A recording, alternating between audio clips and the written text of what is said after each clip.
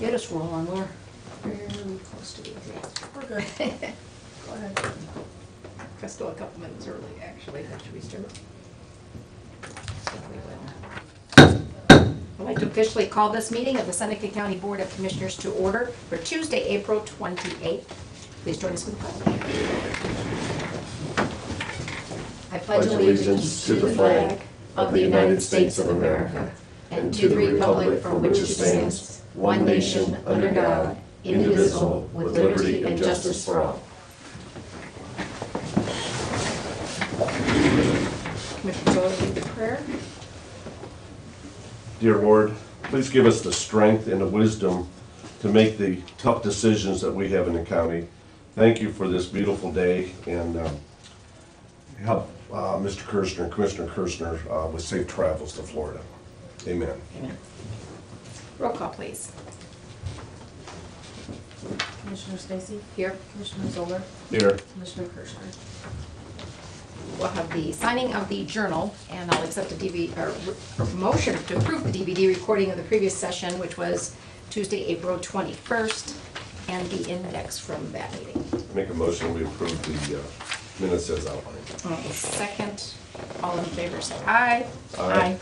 Approved, thank you.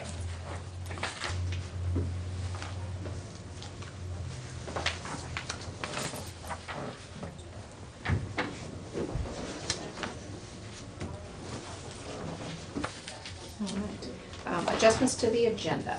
Anything we need to add? Yeah, I'd like to talk a little bit about regional planning. I have a little clarification on maybe some of the things that, there may be some issues I'd just like to have a little clarification on it. And I think the best way to do it is in an open meeting. Okay, all right.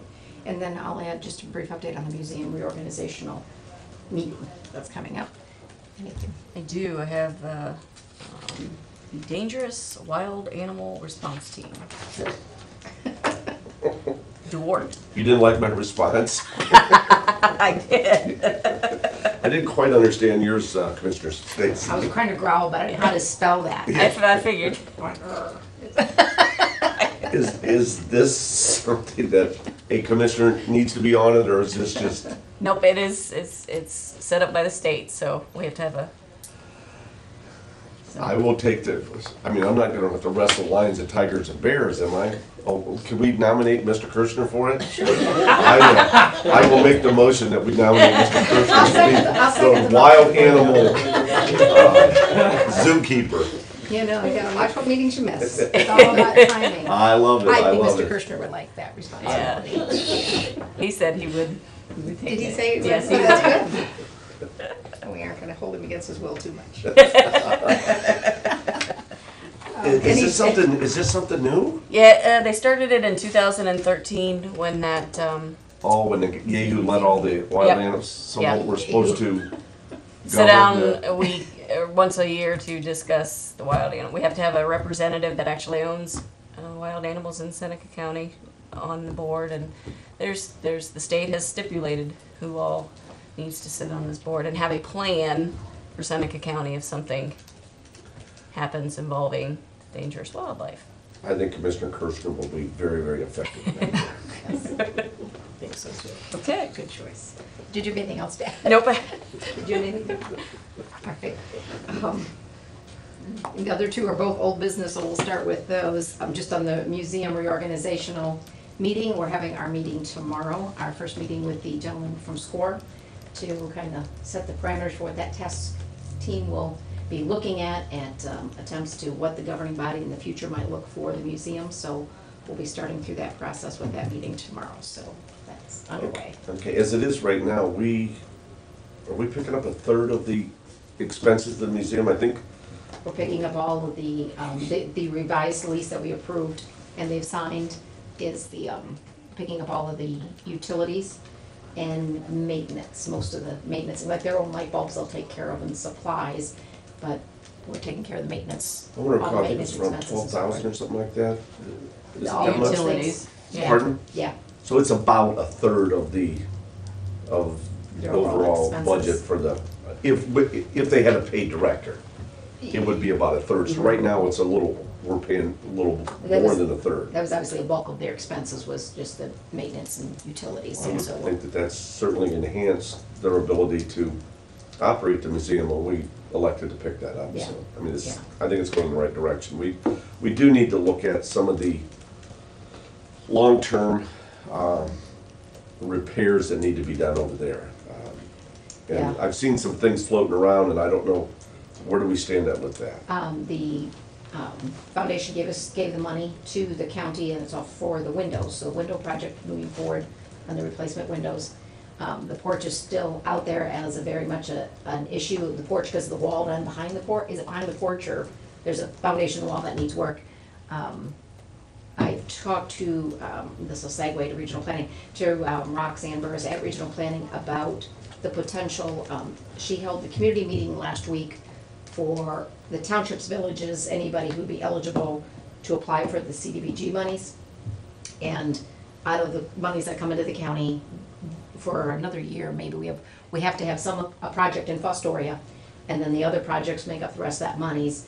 And I told her if we didn't get a lot of projects or projects that would qualify, to let us know, and we would have her put one in for us, possibly for the museum, or for EMS or something. We don't wanna not apply for all of the money. We would have projects, we'd get them together, that's due in June. So we'll see on that, but that wall was one I thought of, because the carriage house estimate we have, which is really nice, I think there'd be something to go after with a grant. This group may figure that out, or we can move on that, but that wall is a necessity, I think, that's a problem, and we need to get it addressed. No, I think we need to get an estimate on it, so we know really Yeah. what we're talking about. Right. For the wall and the porch. From what I understand, there are certain areas in the museum that people can't even go in. They've They're got closed off. stuff there because they're afraid that things will collapse. Well, that's a safety issue then, certainly. And you know, until we know an approximate cost, you know, what do we do here? And then isn't the foundation, I mean, isn't part of their charter is to help on things like that? So it doesn't all have to be CDBG money? Because if there's a lot of good uses we can do with CDBG money. Right. And I hate to, I mean, not that that's not a good cause, but if the foundation, if their Well, they're charter doing the is to take windows. care of Yeah, that. they're doing the windows now. Okay. That's their call on what projects they choose to want to fund and so forth, but I think we do need an estimate on the wall project. We've got the, you know, they had the estimate on the windows, and like I said, they're moving on that. I think the last time we had some people look at it, they didn't wanna touch it, so they didn't give us a bid. That's- Or a quote, I guess I should say, not a bid. So we probably need to find somebody who will. Can we investigate that? I Yep. mean, and I know I dealt with 3 or 4 contractors, and they just, you know, it's one of those jobs, it's a big job, but yet it's too small for some and too big for others, kind of Yeah. thing. But, you know, it's 2 years ago I was looking at it, and it certainly hasn't improved itself. So, you know, I would very much advocate that we're gonna have to get some bids, and that way we know what we're against. And Stacy, if you can look out, and certainly Klaus Construction has helped us out on a lot of those issues that nobody else has wanted to tackle, that they would, as good stewards or good citizens, they would take something on like that. So maybe wanna reach out there again. I just hate to let us see it go until we know what we're against. Yeah, You know, we don't know how much money we need. yeah. Yeah. That's all I had on that. You listed regional planning. Yeah, a couple things is I had a meeting with Roxanne Burris yesterday, and Commissioner Stacy, you're absolutely right that it was not in the bylaws that a commissioner had to be on the executive team, and because I wasn't there when they had their annual meeting and they voted in their members,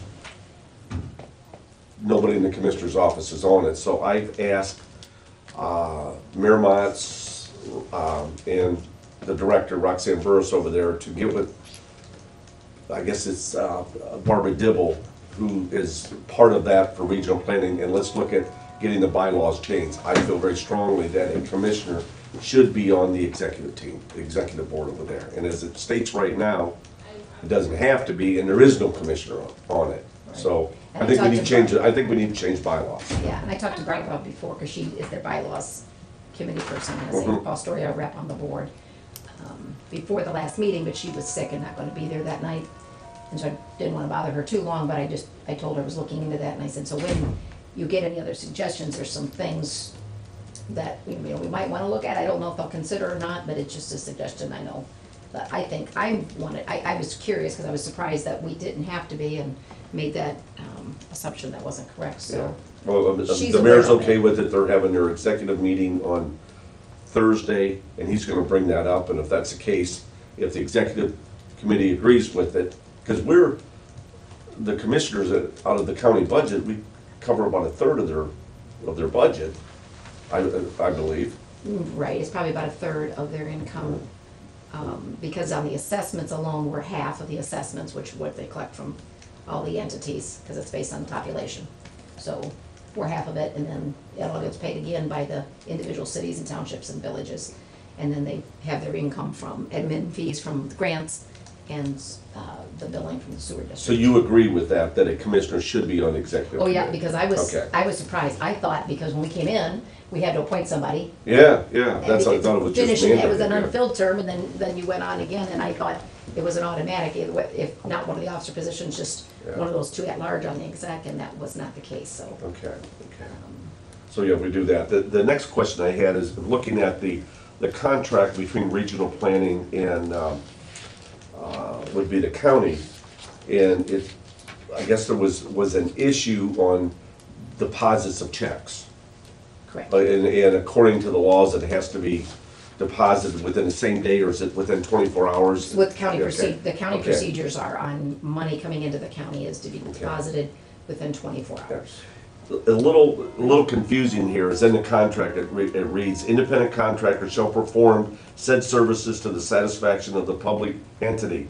Services shall be completed in a timely manner. However, other SRPC business will take priority. So it's kind of, you see, Right. difficult. It states that we have to deposit things within 24 hours, but yet the regional planning services supersede anything else that's being done. And I just bring this out, just food for thought here, is when they were looking at the deposits, they were looking at is the dates the checks were written, not when they were received. They did not stamp the checks when they come in.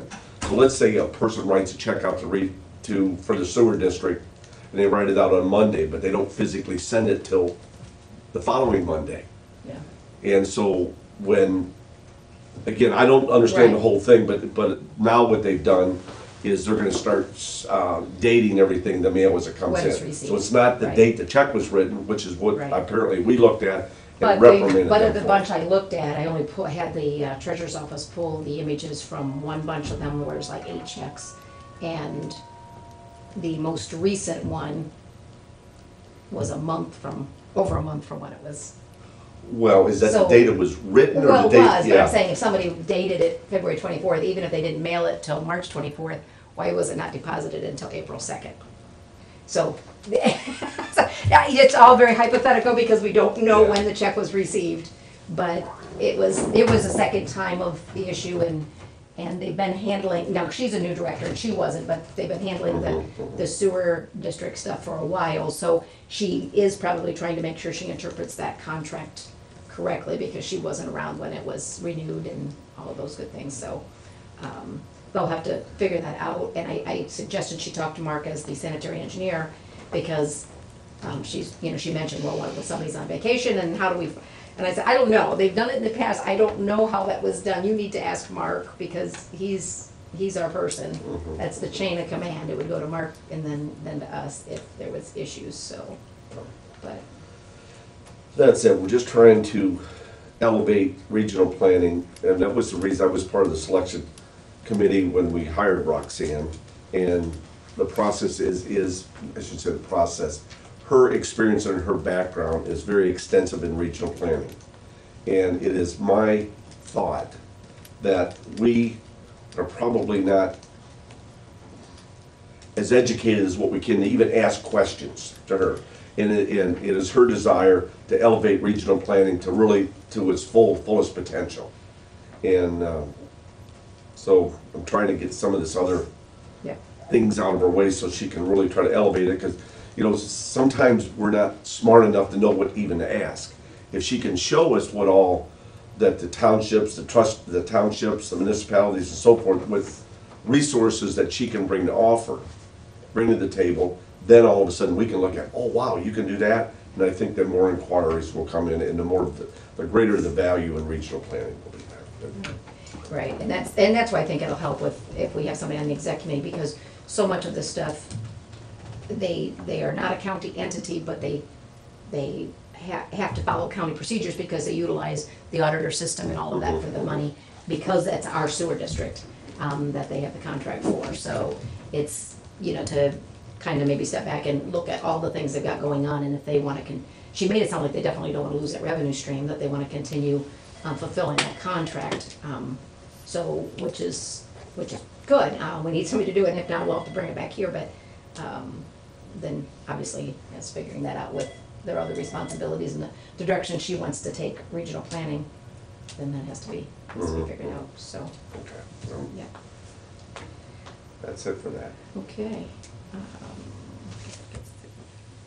We will, nothing further for old business. We'll go into the new business. We have, we're not taking those, okay. We'll go ahead and start with the supplementals. I have a supplement to the permanent appropriations for the general fund, putting $9,000 into equipment. This is for the kiosk signs that you guys approved at the last board session. I have a supplement to the permanent appropriations for the EMA fund, putting $5,000 into supplies, $2,000 into equipment, for a total of $7,000. I have a supplement to the permanent appropriations for the concealed handgun license fund, putting $5,000 into supplies. I have a supplement to the permanent appropriations for the juvenile programs and services fund, putting $3,250 into equipment. I have a supplement to the permanent appropriations for the sheriff's community correction grant fund, putting $3,000 into supplies. I have a resolution waiving rates for 23 to 24 sewers. This is, the board is in receipt request from the sanitary engineer to waive billing for the 23 to 24 sewer system between March 2014 and December 2014. Cleaning up the previous resolution we did, I think it was a month or so ago. I have a resolution appointing Mike DeWine, Ohio Attorney General, Special Prosecutor regarding criminal prosecution and/or criminal representation, criminal matter of law, and any of its Assistant Attorney Generals. And he shall determine, including but not limited to Micah Alt and Brian Deckert. It's just a conflict of interest and appearance of such conflict, so he's asked for a special prosecutor. And I have a resolution rescinding the board's orders of April 21st, 2015, volume 91, page 165. This is supplement to the permanent appropriations for the capital projects fund. When we moved the funds to, for the Justice Center, because the revenue wasn't anticipated in that fund, we have to wait till Budget Commission approves that additional 400 before we can actually do the supplement. So as soon as they pass it on, I think their next meeting is Tuesday, the 5th, Budget Commission. We've already sent the letter asking for the increase, and then we'll pass this one again once they've approved the increase. We put the money there, but Budget Commission only meets once a month, so we have to wait for Budget Commission for that one. And I think that's all I had. We have a motion to approve all the resolutions as stated. I make a motion that we approve resolutions as, the appropriations as discussed. Question. I'll second, now you can question. Okay, yeah.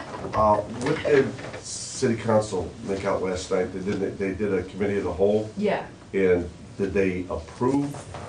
They unanimously agreed that they were gonna write legislation so they can officially pass a resolution at the next meeting. Okay, and it was unanimous? Yes, so they haven't actually officially, approved it yet, but they all said write up the legislation. Is it, are they gonna go the 3 reading rule, or are they gonna suspend that, did they say? I have no idea on that one. They The, didn't say. the reason I say that is, in my mind, we have a time bomb, and the time bomb is interest rates. We know that interest rates are gonna go up, and the sooner we can get some cost on this, so we can go ahead and secure our bonds and do all the things before interest rates goes up, because at a $8.5 million, $9 million project, whatever, then, you know, if interest rates go up 1/4%, 0.5%, that's big money. So I think the sooner than later, I would like us to really to try to get the bond and the financing part behind us and not draw the money, but at least have it there, because we have a meeting tomorrow. I don't know if that's an open meeting that, with the COG to discuss the different delivery methods. That's the leadership team meeting, so there's only gonna be one. Okay, yeah. Well. Yeah, you- yeah, I'll on that. I didn't know if it was an open meeting or not, but that's basically to discuss, what I call by delivery method is it design and build? Do we come up with the design and then we go ahead and let that out to contractor, let them bid on it? Or does each of various contractors come up with their design and their price to it? And then what we do is look at all these different options and decide which is the best one. That has a bearing on the cost for the project manager. From what I understand, a design and build is less work for the project manager, so their fees are less. And again, I don't, so I'm tomorrow. assuming is why we don't have a contract yet. Pardon? That's why we don't have a contract. That's why we yet. don't have a contract, yeah. So we gotta do that, and so tomorrow, there's gonna be some 2 or 3 different experts that are gonna come to this meeting explaining the different options with design and build, or, I don't know the right terminology here. But once we get that, and once we have approval of the city, then I think we need to start really, and I would, elect again Mr. Kirschner, Commissioner Kirschner, in his absence here, we'll give him that job, but certainly, that's his strength, is financing, and to Right. look at all the different options, and as quickly as we can to secure that financing of it, so we get advantage, even though we may not certainly won't break ground at best would be the end of this year, at best, but I think we need to get financing in the bag. Yeah. Kind of thing, so we can't do that until we get the city, can't do that until we got the contract with COG. And, Yes, a lot of pieces that have to come in place. Yeah. In the right order, and, and they have to come in, and absolutely, but, Yeah. again, I think that the time bomb, in my mind, is interest rates are gonna be going up, so the sooner we can get it, the better it is. I guess I can, on that same subject, the design committee that I sit on, met again on Friday, and we're meeting again this coming Friday. And we've discussed lots of things of what we wanted. Steve mentioned some of them, Judge Shuff, I should say, when we were in Fostoria last week at our night meeting, about the description of the types of things that everybody envisioned the courthouse being. And then we've taken it a step further to discuss whether it's square or rectangle, and what makes it work with the square footage needed, and how it sits on there and ties in with the annex, the look of it and all of those things. So I've learned a lot of architectural words, don't ask me to spell them or repeat them. And, but John Huss has been great on that committee. He has, John, I have the right name, right? It's John, yes. We met another Mr. Huss the other night, and it was a different. Yeah, no, I person. guess, I thought it was to say, I thanked him for his participation on the architectural review board. He said, no, that's not me, that's the other Huss.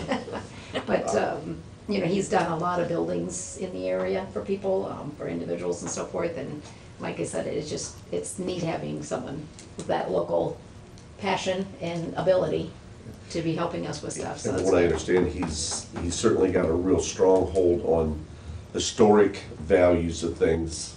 I mean, to Yeah, try to do something that's gonna be somewhat reminiscent of the old courthouse and so forth. So I seen some of the renderings. I had lunch yesterday with Judge Shuff. Yeah. He showed me some of the things you guys are doing, and I think I would strongly advocate, as once this committee's done, that we appropriate some funds so that Mr. Huss can do a rendering. I mean, those things Yeah, don't that's what he was asking us in Foster. don't come overnight, and No. it takes time to, but, and again, that way we could start getting a lot of input from the community and so forth. Right. Because we certainly want this project to be very community involved. Yeah, we want to share it as quickly as we can with some of the information. And we discovered when we talked with the folks with the League of Women Voters, that it was simply just, they just didn't have all the information when they got a chance to hear what we had to say about it, as well as to ask questions.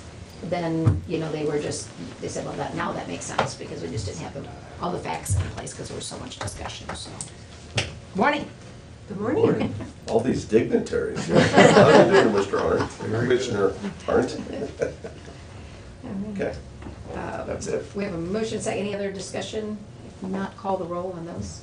Commissioner Kirschner, Commissioner Zoller, Yes. Commissioner Stacy. Yes, all approved, thank you.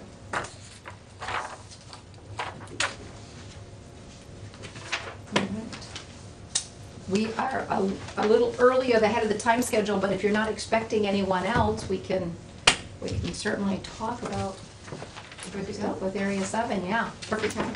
So I've brought some guests today. Okay. Commissioner Arndt, who I believe you know, and this is our Executive Director of Area 7, John Trott. And you know Bob, and this is Mike from Workforce that you've met before. And Welcome to Seneca County.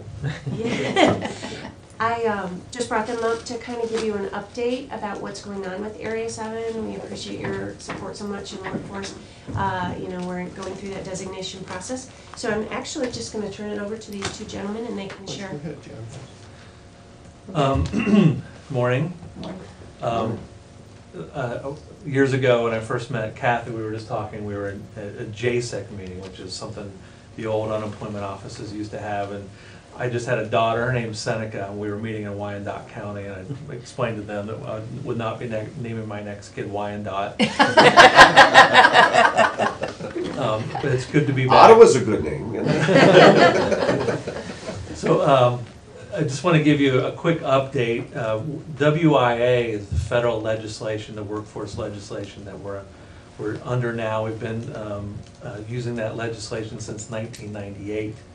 Congress was supposed to reauthorize it 5 years later, and you can see that it wasn't until 2014 that we got new federal legislation, which is WIOA, the Workforce Innovation and Opportunity Act. I tell people the O in WIOA is not Ohio, so put that out of your mind. So it's new legislation, so it's requires very little. It's a really good federal piece of legislation in that most of it is really good. It allows all of us to build on what worked in WIA. So that's rare, it's a good thing. And it was very much Congress's intent to allow things that work to continue to work, to continue on. So in the legislation it says to commissioners, if you have an area that has good performance, and Area 7 has had great performance, we've only missed one measure in our history, you can continue on. You don't have to get restructured, you don't have to start over, you don't have to rebuild the wheel. You can continue on, and that's what we're coming to you. Kathy's come to you and others to say, can we continue as Area 7 for a lot of different reasons, and if Kathy or Steve want to talk, the commissioner want to talk about those pieces. Primarily it's because we're a big area, 43 counties, and that's on purpose. We have a very low overhead. We're allowed to take 10% to run the program, but we only take on average about 3%. That extra 7 comes back to the counties. We write policies and involve folks like Mike and Bob and Kathy on regular. Kathy's on our board.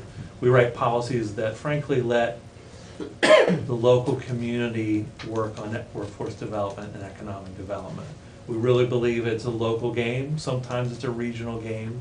Sometimes it's bigger than that, but mostly it's a local game. And so we write policies that let you have all the local control and make all the decisions, and we try to run interference for you with the federal government and state government. So those are kind of the pieces that we try to bring with Area 7, and that's why we'd like to have your support moving forward into the new federal legislation. And Commissioner, if you want to add? Sure, and you might wonder why I'm here. Well, I got the short straw, Commissioner Zeller and Stacy. You have to have a chief elected official of the workforce area, so I was selected to be that representative on the commissioner's behalf.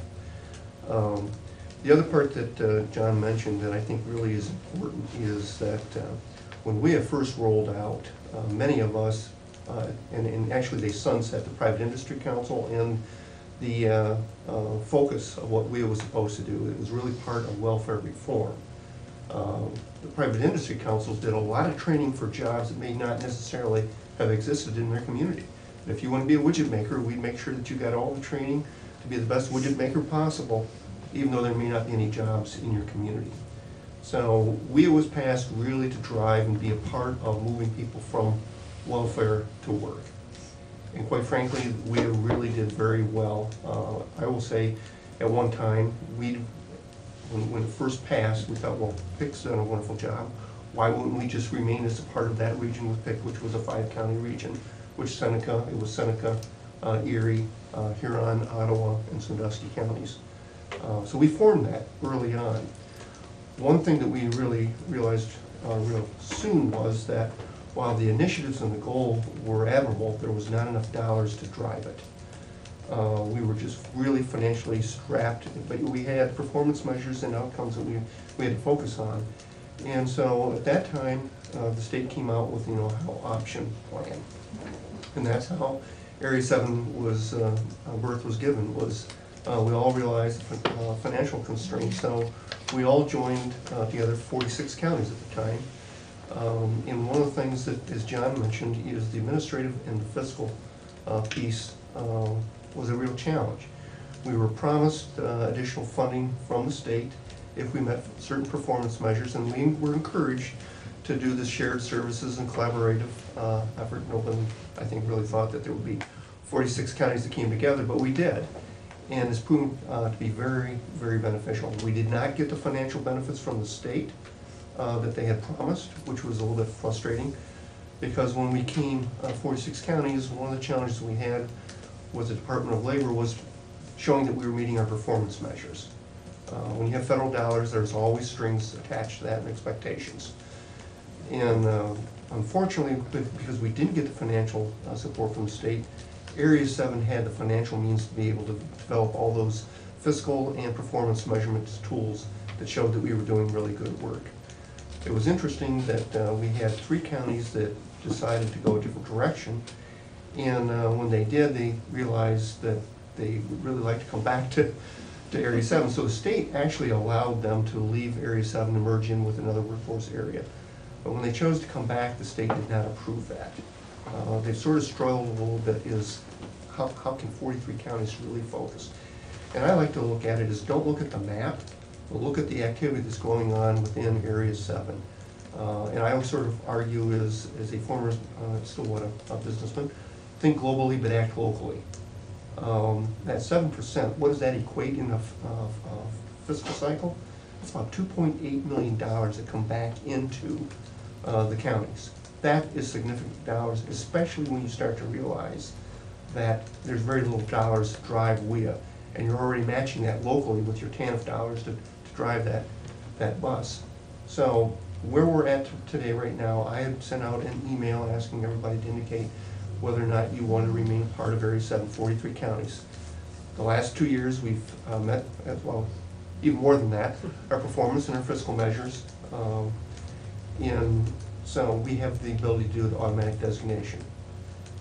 If the makeup is 1 county shy, we don't have that automatic designation. We have to have discretionary designation. And so right now we have 42 counties that have all agreed that they want to remain a part of Area 7.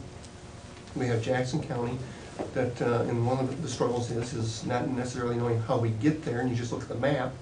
If you don't understand how we got here and the actual activity, their new commissioners, rightfully so, are exploring what are their other options. And so they're looking at Area 20, but Area 20 also has automatic designation, and Area 20 says, no, we really don't want to. And I've been encouraging everybody that has automatic designation is, look, there is additional responsibilities underneath WIOA, and there was a good reason why at the federal level they said if you met performance and fiscal sustainability, your grandfather for 2 years was don't recreate the wheel, but look and focus on what your new responsibilities are going to be, because there's not any huge additional dollars. There's more flexibility in the dollars. The other real value that we have in Area 7 is that what we have found is you take a look at the size of the footprint. We're not all going to go south, and we're not all going to rise at the same level. When there's an uptick, we're able to move those resources to help leverage for that plant expansion or those job hirings. The same as if there's a downtick in any one particular area, we're able to move those resources anywhere in that 43 counties. So that is a huge additional benefit. So it was clear that at the federal level, they said it's a commissioner's decision as to what area that you're going to be a part of. And if you're doing good things, focus on doing better and more. So that's really where we're at right now, is looking, I think at the end of the day, Jackson County said they would like to meet with Area 20 on May the 6th, when Area 6 has their regional workforce board meeting, and they will give us an answer by May the 7th. So at the end of the day, on May 7th, I believe Jackson will decide to stay with us. But if not, we will be moving forward with 40 counties for designation. It'll be very difficult for us to keep Gallia and Lawrence in, because they would be a little island in that portion. What happens with them if Jackson, I don't know that. Area 20 is saying they're not interested in becoming 3 more counties, and Area 1, which is adjacent to them as well, is also saying that they have other issues with the act that they don't want to. So with that, maybe it's more if you have any questions on how we arrived or where we're going. And Kathy, who sits on the board, and John, one of the 3 of us, I'm sure, can answer the questions.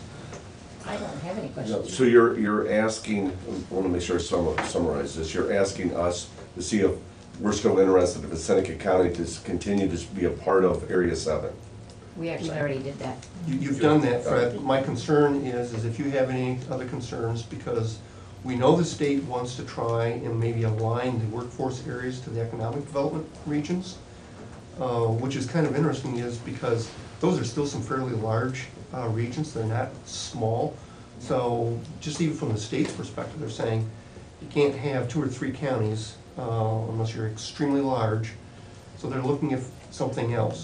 So my question to you is, if we go with 40 counties, I'm hoping you're still going to say, yes, it still makes a lot of fiscal sense and performance sense for us to remain a part of 40 counties. The only ones that would not be, would be Gallia, Lawrence, and Jackson. Yeah, like I said, I've looked to the folks doing the work in our area, and that's what they have felt made the most sense, and have no reason not to support it that way. One of the things we have found interesting is, because it is, as John has indicated, is locally driven, we're providing the tools for the individual counties to truly understand. One of the things I think is very interesting is we do performance measures by each county. And so each county can take a look at and see how things are going. And that, as I already talked about, the regional economies and how those may be an uptick or a downtick or just a status quo kind of thing. You can sort of get a feel for where your county fits in. But even more importantly, if there's an area that you may be a little bit weak, you can see where somebody else maybe is doing something a little bit differently, and you can talk. And you can find some of those best practices or approaches and roll those right back in at home. That's one of the real values of being able to do benchmarking and understanding what's going on in each individual county, as well as how you're able to realign the resources, because we're viewed as one. Now, the allocation is formula driven, so we know what the allocation is based on each Maple County.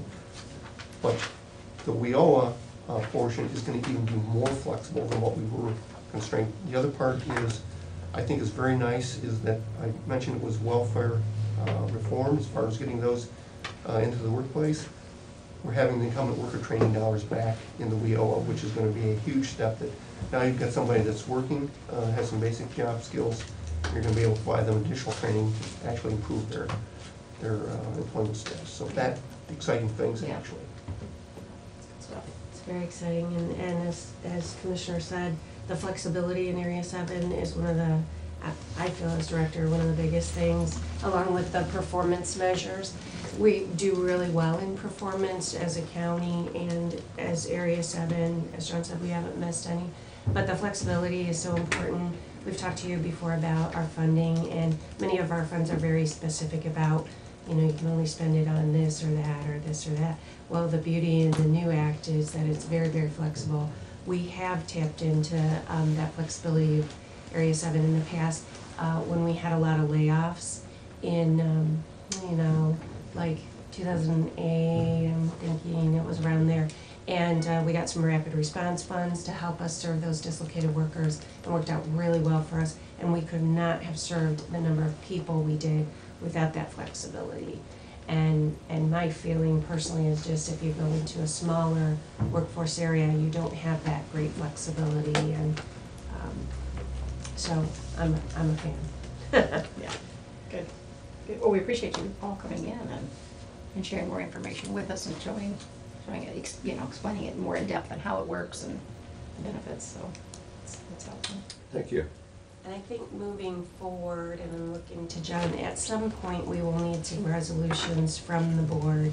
We're not quite there yet, but I'm thinking it's probably after the May 7th. We have a draft letter for automatic, or draft resolution for the board for automatic designation. And I was ready to ship that out, but the resolution you'll have to do is going to be very different if we're going for discretionary designation. And so that's why I've not been able to get one out to you. But right now, while we're waiting, giving Jackson time to do their own internal kind of thing, because we don't play that heavy hand Yeah. kind of thing. That's their decision. We have to be respectful of that. But by the same token, I have 42 other counties that I have to be mindful of. And so that's why we are moving forward as if Jackson may not be a part, which would end up being 40 counties. So that resolution will be different, and we need to work on crafting that, because that is and those are, right now, need to be filed with the state by May the 29th. Our state association has asked for an extension. We've not gotten that yet. So I'm not sure whether the state will grant that. Not sure really what it does for us, Yeah. even if there is an extension. The issues are pretty much the same. So you will be getting a draft resolution of one form or the other, May 7th. I guess, from staffing, I hear from different commissioners, different things is the process they use for adopting resolutions. I don't know, since it's going to be a template, all you have to do is fill in Seneca County, how much time it takes for you to process that? We meet weekly, other than the last week of the month, we meet twice, so it's just a matter of timing, so we get it taken care of when it needs to be done. I mean, it shouldn't be an issue. We got a full month, I guess. We have some counties that meet once a month for their official actions. Really? Okay. Yeah. So I assume some of the smaller ones maybe? And then, and it's one of the larger ones. Really? And it's also interesting, there are some it takes 3 weeks to get any item on the commissioner's agenda. We're more flexible. Thank you for your Sometimes we have to flexibility. be,